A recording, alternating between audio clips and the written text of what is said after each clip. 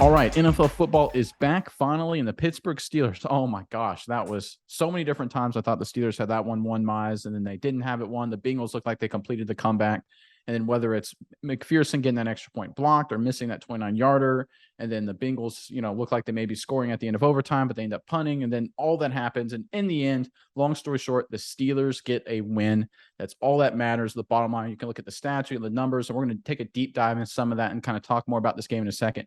But Steelers fans, we want to hear from you. Who was the player of the game in your mind? Let us know in the comment section below. But Mize, what are your thoughts on this just crazy week one game? Yeah, Nick, this was pretty insane. Overall, it was just a back and forth game. I would have at one point bet you that it was going to end in a tie, and then some crazy stuff happened. They break midfield. Freiermuth has a huge catch, gets them into field goal range. The Steelers end up winning, but there were so many points where this was anybody's game. And if you're a Steelers fan, you've got to feel good about this because you're going up against the defending AFC champions, the team that was in the Super Bowl, and you come out and your defense absolutely embarrasses Burrow. 4 picks, a fumble, maybe I can't remember if he had 1 or 2 fumbles, but four picks. He had the one. It was bad game for Burrow. The Steelers defense. Okay, if we're gonna be brutally honest here, the offense should have converted on those turnovers a little bit more than they did. But it's a young offense, a lot of new pieces. We got to give them time to mesh. Can't rag on them too hard. The defense, incredible. Obviously, your all-world superstar Superman TJ Watt also gets an interception. Big time plays by him.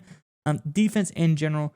Pittsburgh, you have to be really, really pleased with the defense. And, Boswell, your favorite kicker that probably has ever played in Pittsburgh, they say he's one of the best kickers in the NFL at this point in time. The AFC North has quite a legion of kickers up there. But, kicking the game winner. This is a feel-good game for Pittsburgh. Get back in there and show people counted them out very early this season. They're definitely contenders for the AFC North.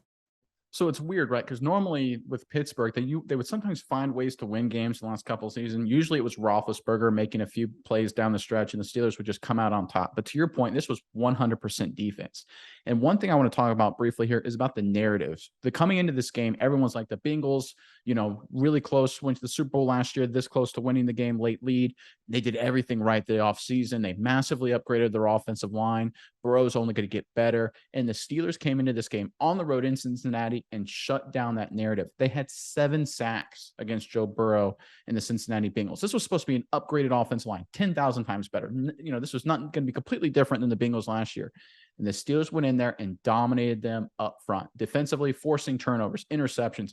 Granted, like you said, the TJ Watt pick, probably not Burrow's fault, but this secondary led by Minkah Fitzpatrick made play after play after play. And I believe there was actually another interception that Burrow threw that actually was brought back because of a penalty. So the Steelers, as great as they look on the stat sheet defensively, it was even better than that. But there's one thing I want to bring up is that coming into this game, we had heard a lot about George Pickens, right? He was basically a non-factor. I think he drew a pass interference on a 3rd down in the red zone. Yeah, 1 catch, 3 yards, really didn't have much of a factor. Obviously, they had issues offensively, stringing things together. But how about when it mattered most in the final seconds of overtime, when most people thought it was a tie, Mitch Trubisky gets the offsides call, keeps a play alive, and drops in a beautiful throw to Freiermuth to basically put him on the edge of field goal range. Clutch quarterback play along with clutch defense. That's going to be a theme of this week.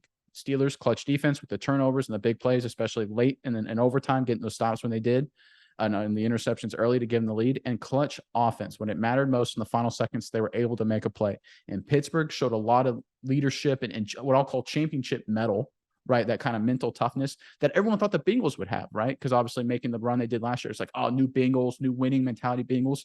Well, the Steelers came in and just flipped the script completely. And this is, like you said, this is a great feel-good moment if you're a Pittsburgh Steelers fan. Yeah, Nick, and I want to touch a little bit more on this defensive play. Okay, I talked about the 4 picks. I talked about the 2 forced fumbles. I don't know if Burrow had both those. They have definitely had 2 forced fumbles. They didn't recover They had 2 one forced. of them. He only lost one of them.